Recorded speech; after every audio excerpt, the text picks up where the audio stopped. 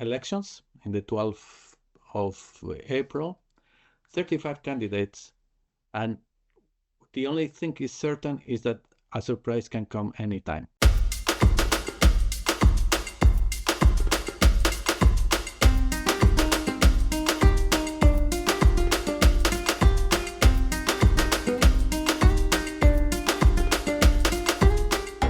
Hello, everyone. Today we're turning to look at two really important Latin American countries, both on the eve of elections. They are Peru and Colombia. So we'll get right down to it. I'm joined as ever by Alberto, who, like me, has got a journalistic background, and by Julian, who has more of an analytical, economic analysis sort of point of view. Let's see what we can work out about the likely outcomes in these elections. Alberto, would you like to give us some general background? All right, thank you, Andrew, and hello, everybody. Uh, well, if something I can say, especially for Peru today, and let's put this in what these predictions is the unpredictability. It's going to come elections in the 12th of April, 35 candidates, and the only thing is certain is that a surprise can come anytime. We're going to do a more in-depth analysis where we're talking around this, but just a couple of things. The main concerns of the Peruvian population today, according to the polls and the news, is rising crime, corruption, the political instability, 8 presidents in the last decades only, and unemployment. So these are the main concerns. 35 candidates. The polls are giving a lead to the two conservative candidates, but most of these polls are based on Lima. But it's really difficult to measure the real popularity when you're looking at the regions of different regions of Peru where 70% of the population lives.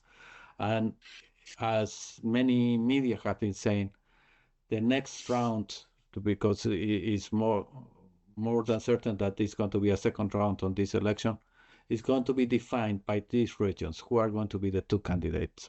So nothing can be said at this moment who is going to be.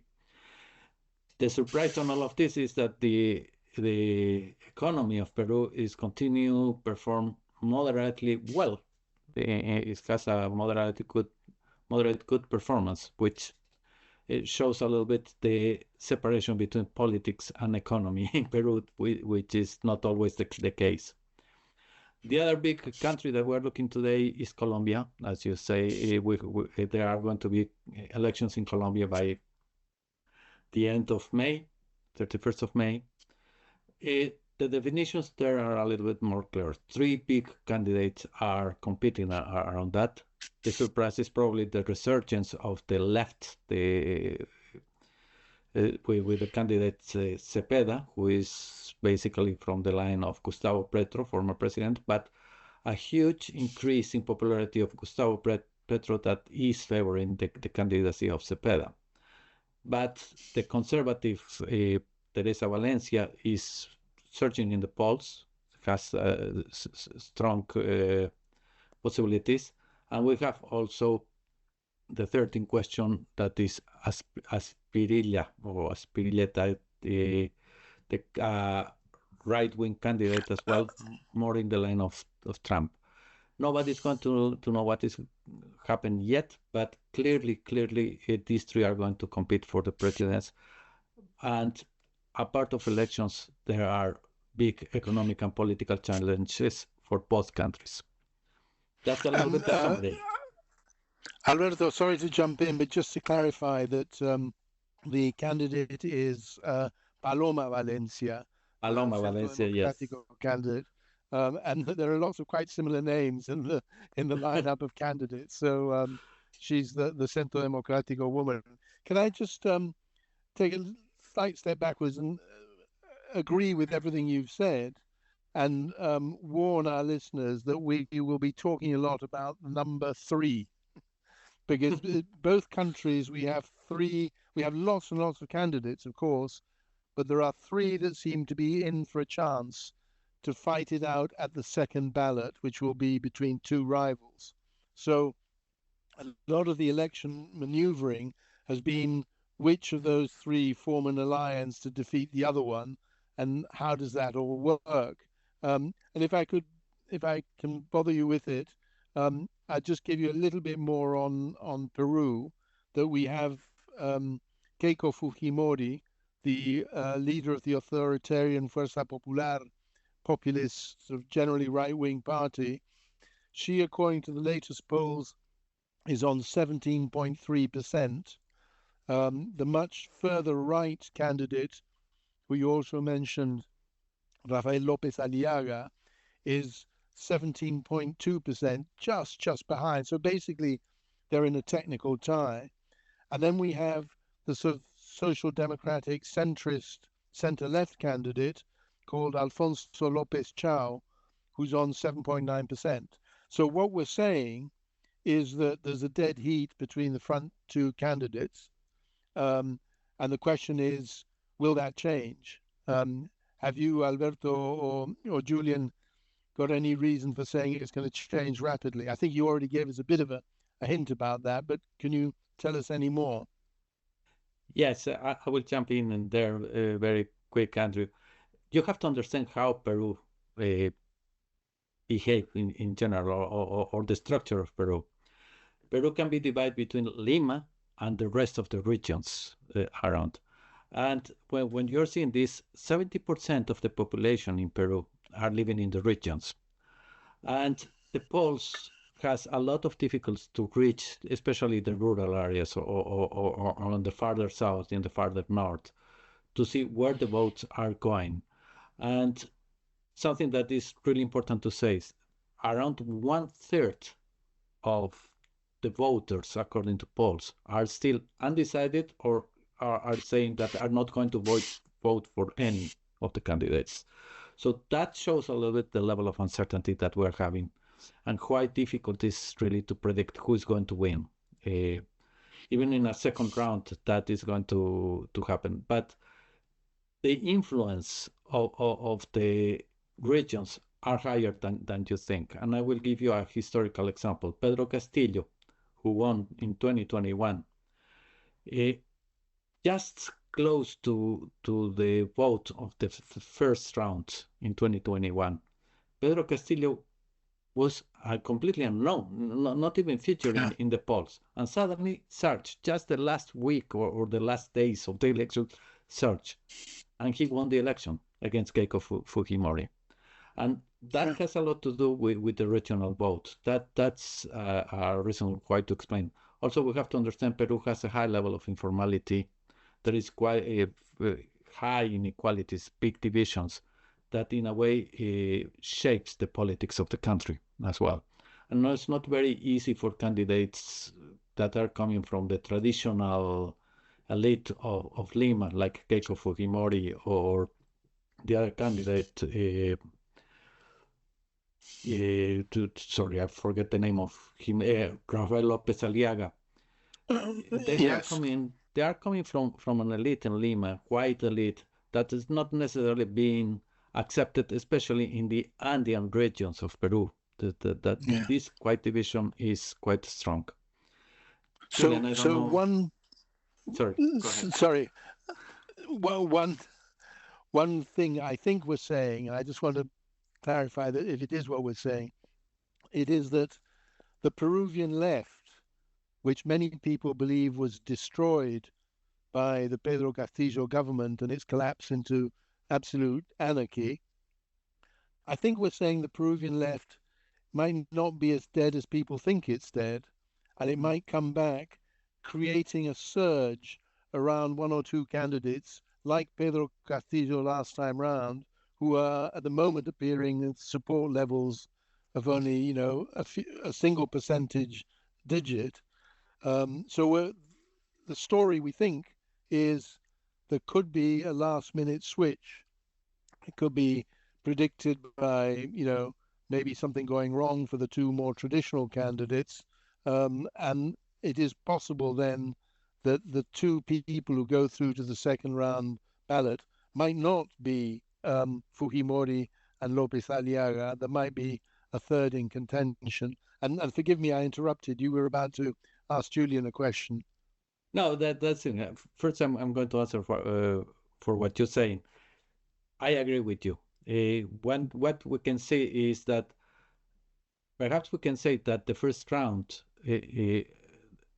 one of these two candidates, Fujimori or Lopez Aliaga, are going to go to the second round, but not the two of them, regardless the tie. So we can expect a third on the place on this second round. And on this, you quite right mentioned, we have Alfonso Lopez Chao, who is a leftist economist who has been searching in the polls. We have also Roberto Sanchez, who was a former minister of Pedro Castillo. And both are quite popular in the regions, especially one in the south and the other in the rural areas where Castillo was strong.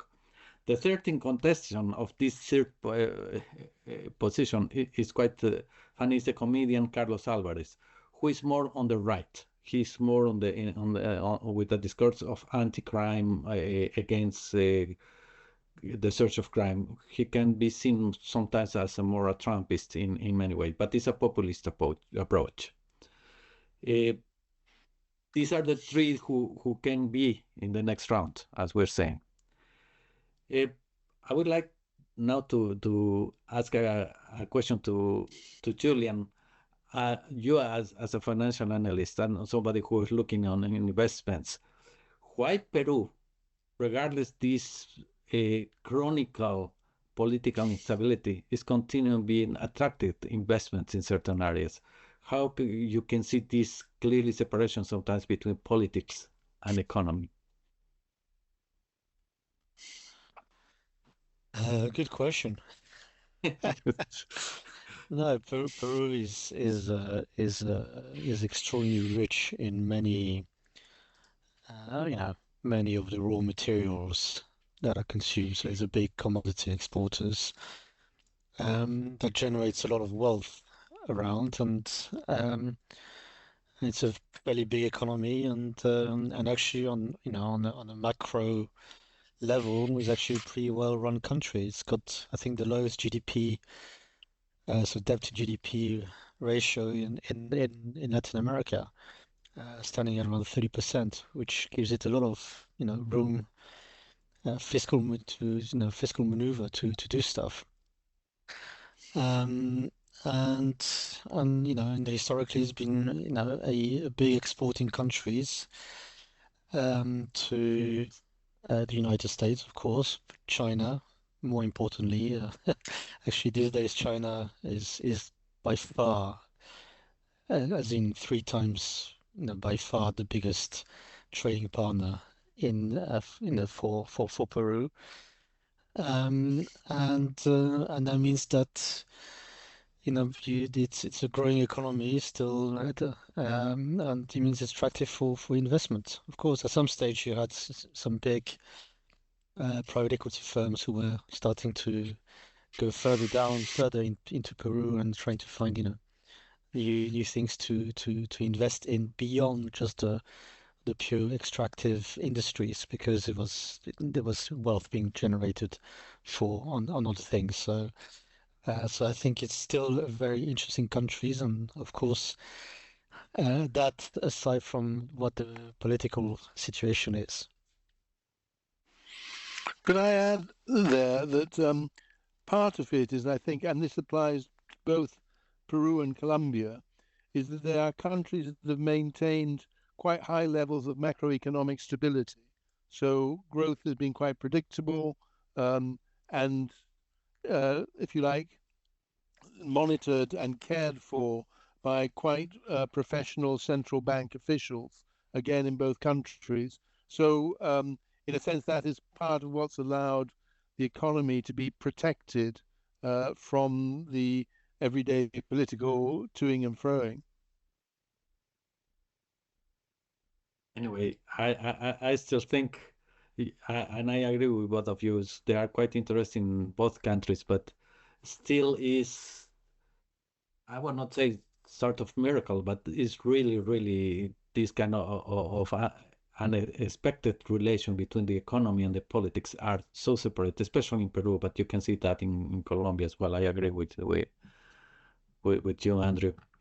The macroeconomy is normally predictable. I think there are other elements that I would be controversial. We have to also take into account in the economies of both countries that is sometimes the informality. In Peru is 70%, in Colombia is above 50%, so it's quite high level of informality. So the economy behaves in different ways. The parameters are different. On the other side, I think the drug economy is impacting in both countries as well and has certain level of influence, not levels of within in Central America in terms of violence, but with Colombia, yes, but there is a level of influence of the informal economy related with the drugs. I don't know what you see on that element as well. I've perhaps bored my colleagues with a lot of numbers to do with homicide rates, but I think it has to be said that one of the real drivers of electoral preoccupation is the perception of violence. And I say perception deliberately because actual levels of violence may be quite different. So before this podcast, I had a look at some of the available data on homicide rates, and I looked at the United States, Peru, and Colombia. And the perhaps surprising result is that in the United States in the year 2023, there were about 5.5 homicides per 100,000 inhabitants. And in Peru in the same year, there were 3.2 homicides per 100,000, meaning that just based on those figures alone, Peru can be a safer place than the United States, which few people would normally comment on. The figures for Colombia are much, much higher and much more dramatic. There are 25.4 homicides per 100,000 of the population. So what I think is happening is that Peru is still, by comparison to the rest of Latin America and the United States, a relatively peaceful country.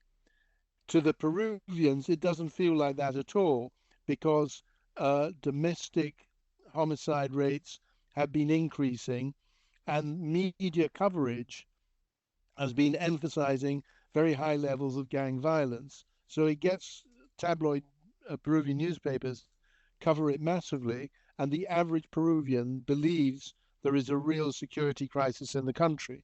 I mean, there are real issues with security in the country, but they are perhaps being exaggerated by the news media, and that's part of the election campaign. So the two right-wing candidates are making a big thing about taking direct action, dramatic action to reduce violence, as a lot of other new governments of the right are saying across Latin America. I agree.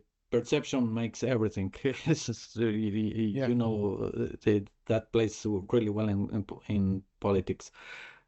Having said that, we cannot ignore two things that is happening in Peru that you already mentioned. Domestic violence has increased in Peru, and that is contributing to this perception, as you say.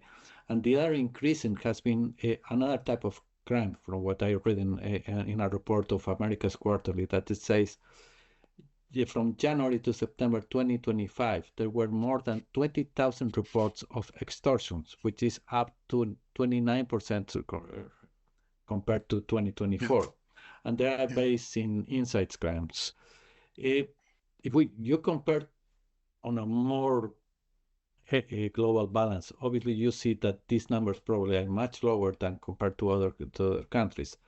But I think the local population are seeing this as an increase, and it's being used by politicians because of this sense of insecurity.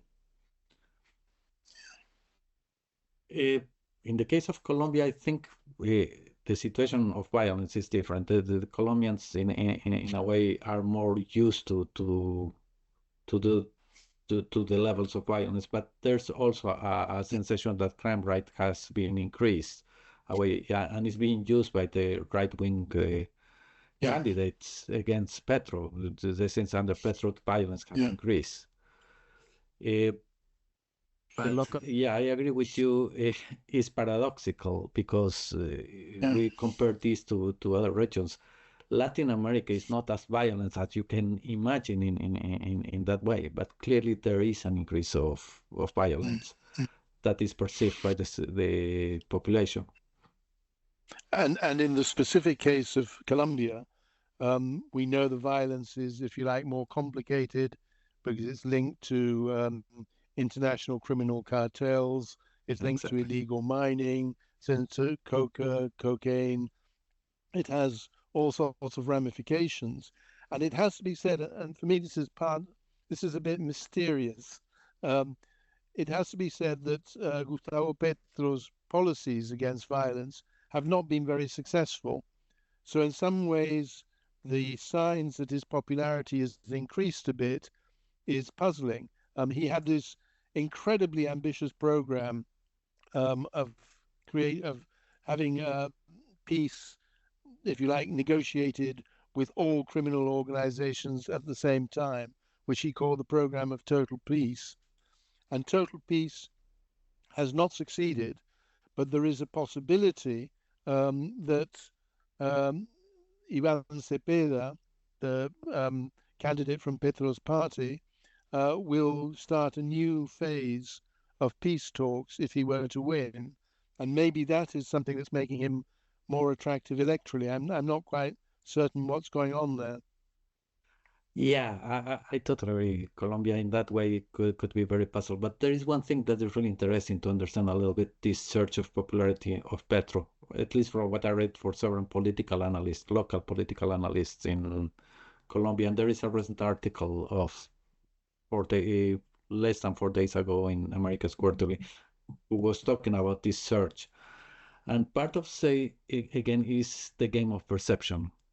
What Petro has managed apparently is to make visible all those high regions in Colombia that were forgotten in the past. And this class division, Colombia has been normally invested in certain areas, in certain specific regions for big cities, and infrastructure has been going there. But there are these areas like the Caribbean, in the Caribbean region that were forgotten. And suddenly, especially in these last months, Petro has been increasing direct investments in those regions. And for many says, although these are short-term investments, short-term, not a long-term or something that can be sustained in the time because there are no capability sometimes to do in the regions, but it's clearly that the level of support from the state to the local governments has increased massively during the Petro's government, and that has been an impact on his popularity. The other element that is saying is, again, everybody is saying that has been simply a political maneuver that is going to create clientelism, but he has increased the minimum salary hugely recently. Okay? Yes. Yeah. That has an impact, and from what I read, the right, the local so far has not come with a reply. They cannot go with that response to this kind of actions. And many saying what Petro has managed, regardless that he is highly unsuccessful even in his social policies, he has managed at least to make visible these big differences in Colombia that from now on, whoever is going to be in power cannot ignore because suddenly that has appeared. That's a little bit the explanation. Still, I'm saying it's really interesting to see that a government who just a couple of months ago was very low in popularity. In the last couple of months, has almost doubled his popularity to almost 50%. And it's a good question to say why is happening all of this. And also bearing in mind what some people say is an iron rule of presidential elections, which is that the incumbent president, the party of power, always loses. Or if you look at the last 20 years in Latin America, whoever has been in power when there are free elections has been booted out. But what we're saying is that in Colombia's case, it is possible that the Petro candidate, Cepeda, will not be booted out, but could stand a chance of winning. And I should just say, according to the latest available polls, Cepeda is really out there in front with 37.5% of voter preferences, followed by Paloma Valencia on 19.9%, and then by the far right candidate, Abelardo de la Espriella, on 20.2%. So we have a technical, if you like, a technical heat between two of the three candidates likely to fighting for getting through to the second ballot. And it looks that Cepeda, I mean, he's more than 10 points ahead. And that's quite a significant advantage. The question will be, can he maintain it through the final parts of the campaign? That's a big question, and there is going to we have to see also what is happening. I think it's going to be a second round, but anything can happen in any election in Latin America. But I think it's going to be a second round, and if there is a second round, regardless, and probably the most possible candidate who can win. If Valencia goes to the second round, probably she has more chances to compete against Cepeda than Aspirilla. Yeah. And going perhaps a bit beyond the subject of this podcast, whoever wins the elections, either in Peru or in Colombia, will lack an overall majority in Congress. So how policy gets transferred into legislation and action will be very difficult, and will require a lot of coalition building, which interestingly, neither the Peruvians nor the Colombians in recent years have been very good at. Petro's had lots and lots of battles with Congress, comings and goings, and the relationship between various presidents in Peru and Congress has been very, very difficult, hence the very high number of impeachments. I agree. Just count the numbers. 8 presidents in 10 years is quite a strong number, but shows also how the Congress in Peru, the legislative power, has lost its legitimacy. And I think this is going to be one of the biggest problems that the country is going to have now. And whoever wins, especially in Peru, I agree with you, will need to we need to be some kind of artist to establish coalition levels or consensus levels in a very fragmented country like is Peru. In Colombia, I think. Forgive me for interrupting again. One of the implications of this, of having lots and lots of candidates and lots of different parties in Congress, is that there is a structural factor creating corruption. Because if you want to get something done in Congress and you have to consider to pull together 5, 6, 7, 8 political parties to get the majority you need in Congress, it is likely that you are also paying some money or distributing some favors to a number of those parties which are basically opportunist. It's something that's happened for years in Brazil, for example, where the idea of presidential coalitionism, as they call it, is that the president pulls in all these people and offers them jobs, sinecures, political advantages of various types in exchange for their support, and that leads to high levels of corruption. I think corruption is one of the biggest issue that is affecting the, the whole Latin America, but in these polls in Peru and Colombia, especially in Peru, is a high concern for the voters. I know that corruption represents, according to the polls, more than 20% in terms of level of worries that the voters has is quite high. I would like to jump a little bit beyond the local politics because, and I will make a question to any of you who wants to jump on this, but how important are these elections, especially Peru, but also Colombia, for the United States, taking into account the new policy of the toll road doctrine? I'm waiting to see if Julian takes the bait. The local. Well, it seems that clearly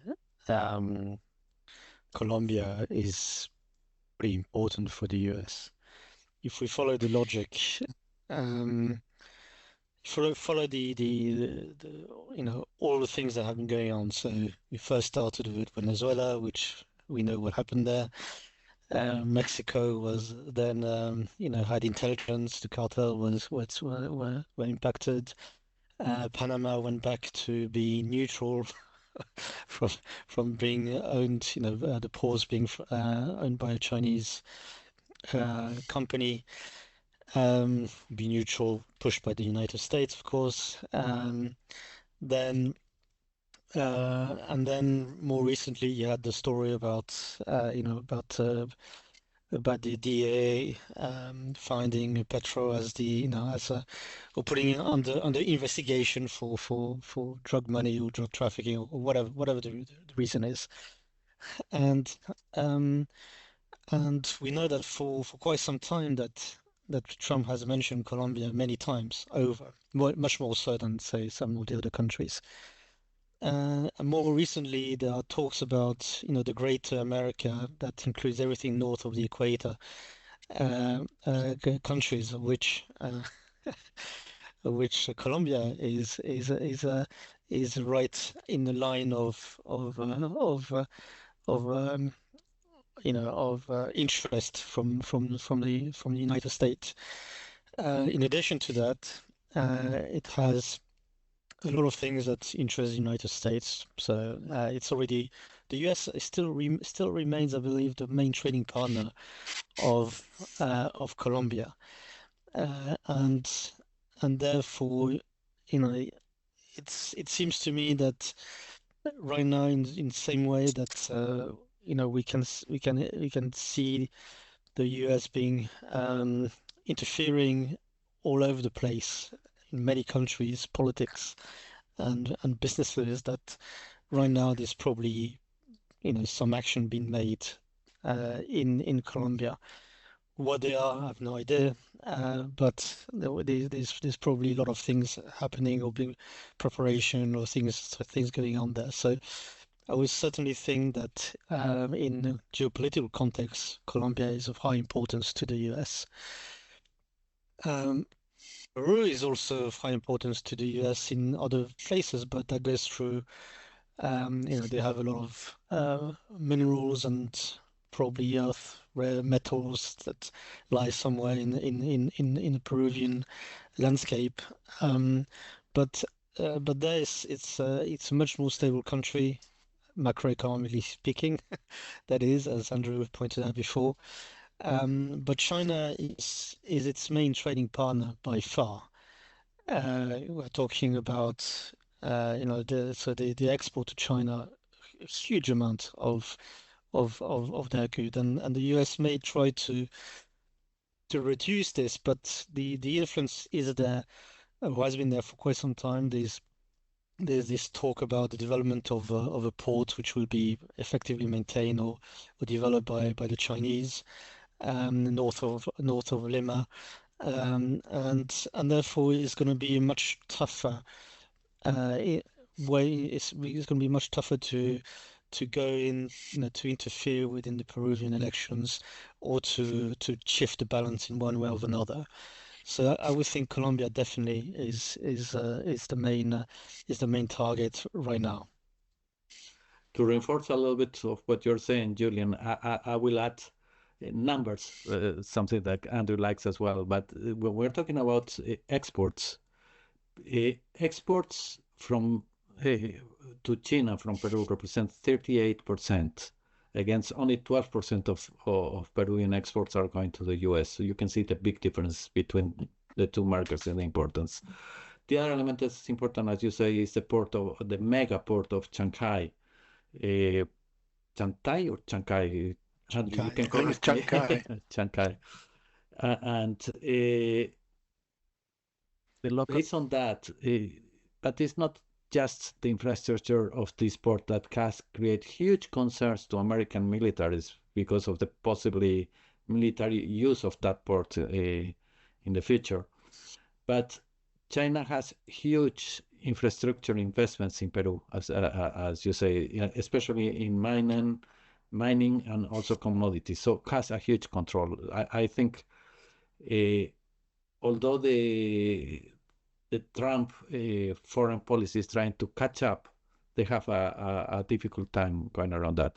What are the Americans have been doing? Just at the beginning of the year, they two elements that we will need to take in consideration, and I think any Peruvian government will need to take in consideration, whoever wins, is that Peru, the US are now investing in the port of El Callao to give also military structure around that, and also has declared Peru as a non-NATO military partner, which I think that has to do message one to try to counter influence the influence of China, who has had military exchanges with Peruvian militaries in the past, but also is part of the strategy of the government of President Donald Trump in order to put a hard hand against drugs and the war against drugs and other policies. So they need military presence going around that. I agree with what you've both said, but I'd also add that Donald Trump is a politician and he's very aware of how things play on the media in the United States. My feeling is that he'd like to continue projecting the image of hard line against migration and drugs, and that having, if you like, symbolic things to do in Colombia or Peru, backing up that hardline policy would be very good for him. Um, at the moment, of course, we know he's in some significant political difficulty over the role of the US in the Middle East war with Iran. But he does like, if you like, to have success stories to tell. The local, the local, the local. I agree. Yeah, I mean, yeah, I would say so. Yeah, you both know my view. I think the Iran things is is a distraction to a lot of things that are actually happening on multiple fronts, which are actual wins for the Trump administration. And that, we don't want to face to in for for European, we just suddenly have an ally not being so much of an ally, but having a different relationship is difficult in itself. Um, but um, but I go back to the simple idea, if you have an energy crisis, uh, because of the Iranian war and elsewhere, you have the biggest oil reserves, proven oil reserves in the world that you've just taken over in Venezuela. I think Trump or the administration just met with Delgado recently or something. And then you go, and then the next one is of course Colombia. So one of the things that Colombia did recently is was trying to get out of, of these international disputes, um, uh, ways of dealing with dispute between companies and well, linked to with oil effectively. So and so that goes completely against what I would say the U.S. companies. So I think there will be a lot of increasing uh, presence in Colombia. You're absolutely right with the war on drugs. They talk a lot about it. Again, I'm not convinced it's strictly speaking to do with drugs, the war on the drugs itself, but maybe in other forms. But it does create tensions. And of course, we saw, not so long ago, there were already some action in Ecuador linked to that. And so, Mm. again, it's everything's coming together, just encircling the countries in many ways. And I would think that this would be worrisome if I was, if I was in politics in Colombia for the party which is not a pro-Trump party. Of course, we understand some of the situation, the level of violence. Colombia is a really different country to Peru in that sense, as you highlighted, Andrew. I mean, the level of Mm. violence, and when we talk about the numbers, homicides, it's just black and white. The two countries are very, very different. And that's why, to some extent, I think for the Chinese, they are not prepared to. Colombia hasn't fallen as the main trading partner of China for quite some time, and for a variety of reasons, but also because I don't think they quite understand how things work there. Why is there such a big difference between, say, Peru and Colombia, and how you deal with some of the situations there. So yeah, I think there's these times are going to be quite interesting. I will still maintain that Colombia is probably the most under pressure at this moment from the U.S. administration. I'm not sure from the Chinese side how they will maneuver this, or whether what the situation is, because they're on high alert on pretty much every part of the world right now. They need to deal with the energy crisis in Iran. They need to deal with the ramification of what it means for trading partners all over, from their relationship with Russia. They need to deal with the loss of Panama's ports. They need to deal with what's going on in Argentina also, because it's a friendly state to the US. They need to understand, if you're a country which is not used to go out of its borders, which to some extent China has been, is fairly recent in its cross-border, in its attitude, and going outside of the immediate neighborhood that they have. You need to focus. And right now, if I was to play devil's advocate, and I was to look from their point of view, I would try and focus in areas where I'm strong already. So making sure that Peru is not doesn't fly away. And you've already had the warning shot. I mean, there was this scandal in February which led to the fall of the presidency, which was basically, pictures of the president and the Chinese supposedly businessman. Yeah, We don't, we have no idea what, Mm. no one says who was his name, whether he was actually Chinese or a businessman. It just pictures of someone that could have been a Chinese businessman. Uh, but that's just the first impact. And you probably can feel that there will be some other ones. Interesting enough, when you look at the social media as well, the TikTok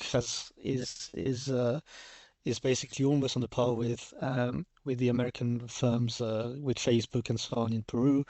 However, in Colombia, the American firms are still have the upper hands at this present moment, even though TikTok is coming up. But still, so you have to look in so many. so many dimensions these days just to check, cross-check what everyone is doing. But coming back to my initial thoughts, if I were the Chinese, I would probably focus right now on maintaining Peru as as a status quo. It's not going to go. It's going to be a lot more. It's a lot more difficult for the Chinese to or for the US to enter the Peruvian landscape simply because of the amount of trade that Peru is doing with China. It's a simple fact of economics, unless the Americans decide to buy everything, but that that's another that will open some, I don't foresee this anytime. However, Brazil, I think, is the big one. Well, for China, it's important to make sure that Brazil maintains its neutral stance to some extent between China and the US.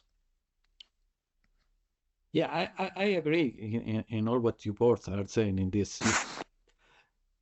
And I think that if there is a place where China is going to continue playing its cards, it's going to be Peru rather than Colombia. Colombia is basically the U.S. turf, and I think the pressure that Trump is putting on Colombia has to do a lot more with control and try to establish certain level of dominance inside the country. It's really interesting anyway that the relations between Trump and President Petro is have improved in the last months. And that probably has to do also that the Trump administrations are not talking too much openly of what is going on in the polls in Colombia. Still, I think that the Americans are going to try to go for a more friendly face to them in Colombia. And in Peru, I think they are trying to do relations through the military approach and certain level of investment, putting pressure on the Peruvian government. I think the next president in Peru is going to play a delicate balance between this competition between the US and China, because there is going to be more pressure from both sides in the local. We are getting a little bit quiet on all of this. So let's play a little bit the game that you like a lot, Andrew. Let's see.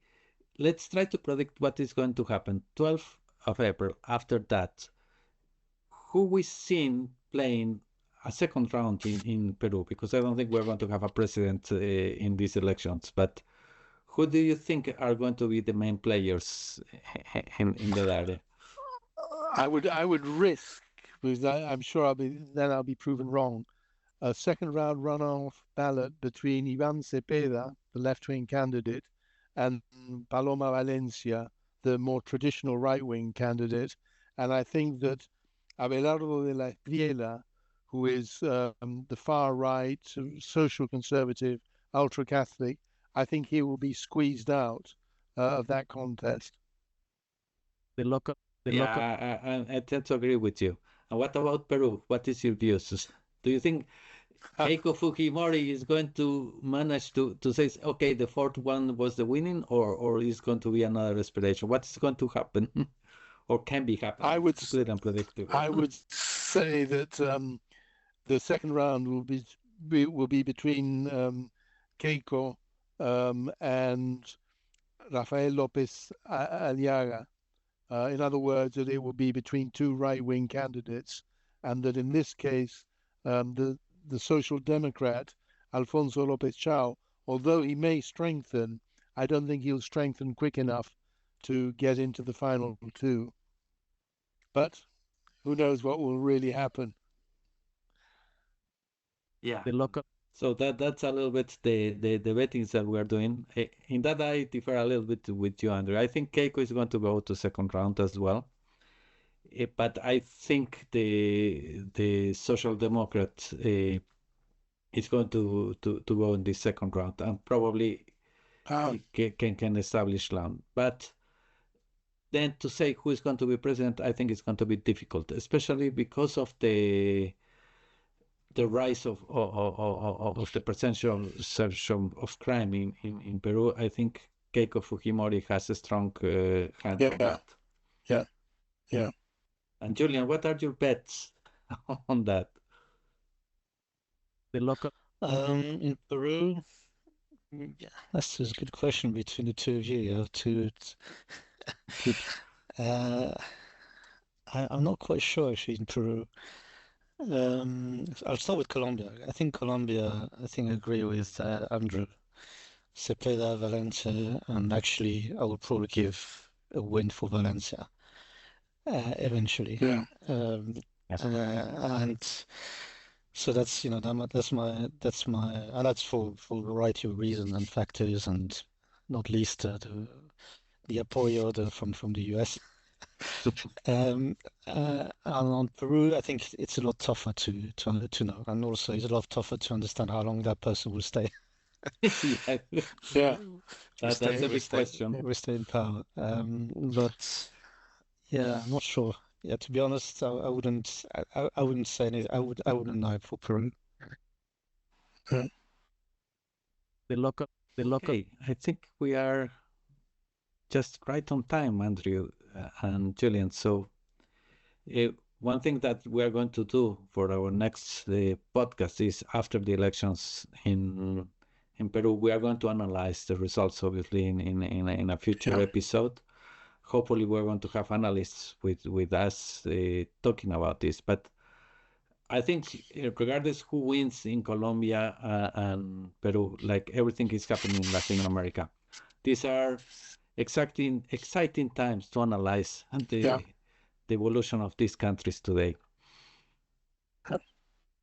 Yeah, I think so. I mean, just recently, I think the US announced or they made a $500 million investment into a company with rare earth mineral access in Brazil.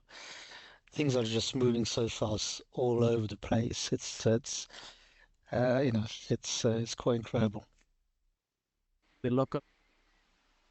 So with this, I think, Andrew, you can tell us for a goodbye. So Yes. Well, it's goodbye from all of us, and we will, of course, be following all these subjects very closely to see if we can better understand and perhaps partly predict what's coming around the corner. Bye for now. bye bye.